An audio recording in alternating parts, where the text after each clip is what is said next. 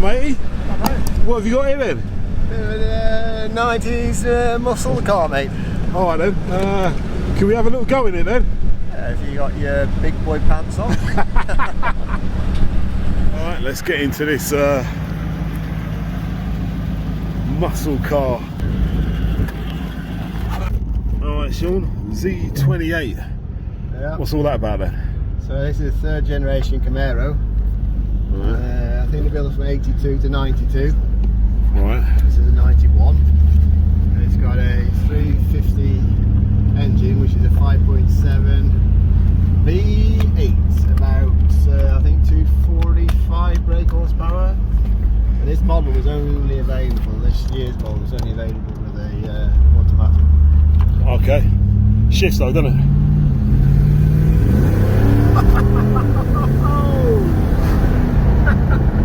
It's got some oomph. We like oomph. Yeah, it's not bad, mate. So we have to go to the place where it also spikes. Yeah, exactly, the petrol station. The gas station. Better to do that now then, yeah, because I feel like we're going to be going through a few litres today. We're going to drive a little bit. You buy one of these cars, you can't just drive it slowly. People buy these cars, they're a performance car, so you need to stretch it a little bit. Got to air it out, ain't you? Yeah, so now I should go to its Second home. second home, yeah.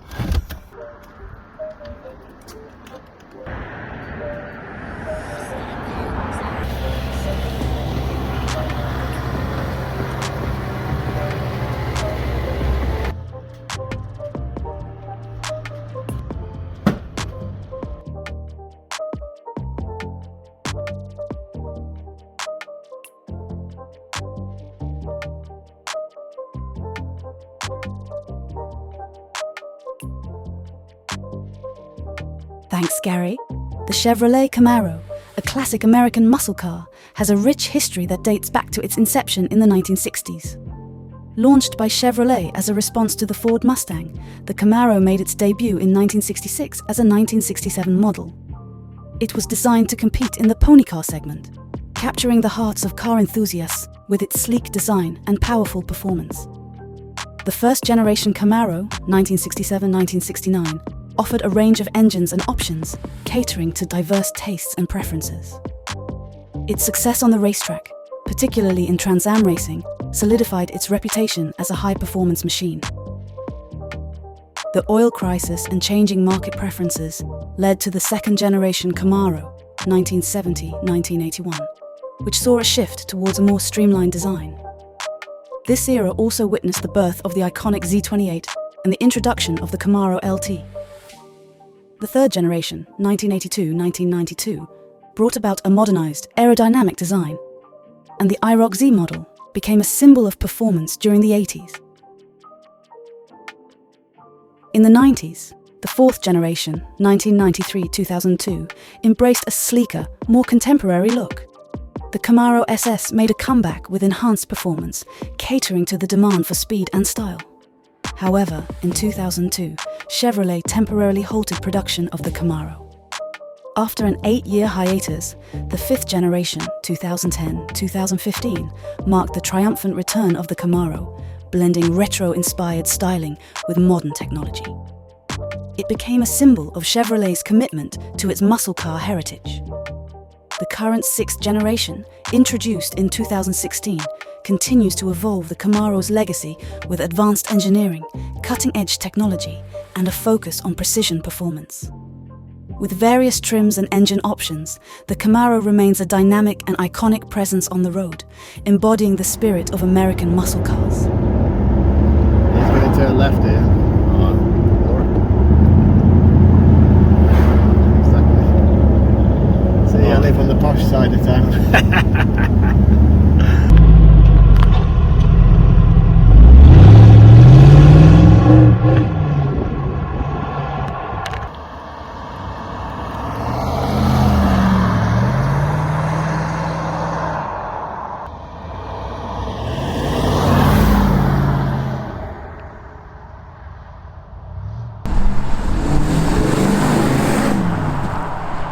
Sure, we've just been out in the Camaro? Right, just give us a quick rundown about the car and what it's all about, mate. Yeah, I mentioned earlier, it's a Generation 3. All right. They built models from 82 to 92. It's a 91, so it's one of the last year series. All right.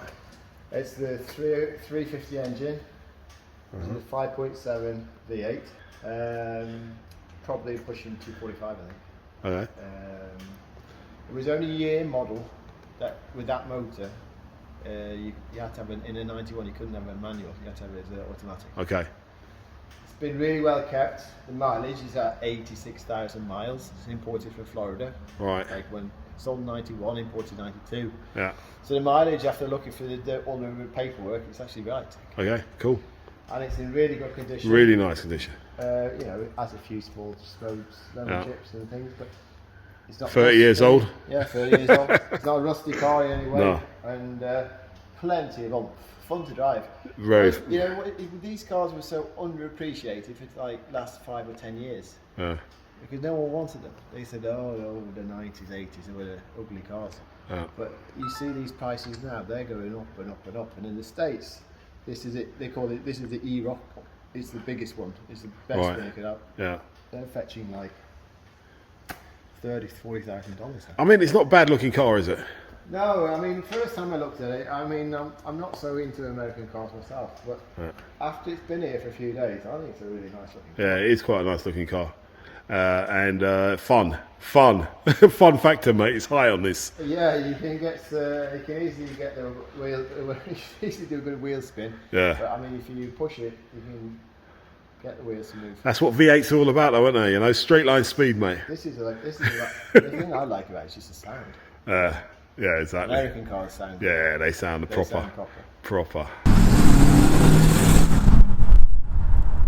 Not some of the European cars, they're not the same. Nah. This is pure horsepower. Listen, mate, I've enjoyed my little Saturday jaunt out in American, what do you call them, muscle. This is like 80s. Anybody who was at high school in the States, this was a dream car. Imagine, a lot of them were driving that to school, weren't they? This was like the high school dream car back in the 80s. Everyone was like... I tell you, them Americans, man, they have no idea. E-Rock, Z, this is a Z28, so I mean it's the icon car for us. And now those people are turning sort of like in the 40s and 50s. Yeah. They want these cars. Definitely. It's like, you couldn't afford them when they were young, and now it's time to... Look, you can have a Tesla and get to A to B, or quick off the line, or you can have all day fun, all the time. Big smile on your face. Get yourself a V8, mate. We don't mention electric cars on this channel. Oh, right, sorry. Yeah, you're right. Look, thanks everyone for watching. Thanks for Sean again, bringing out another nice little run around. And we'll see you all again soon with more Cars of Sweden live.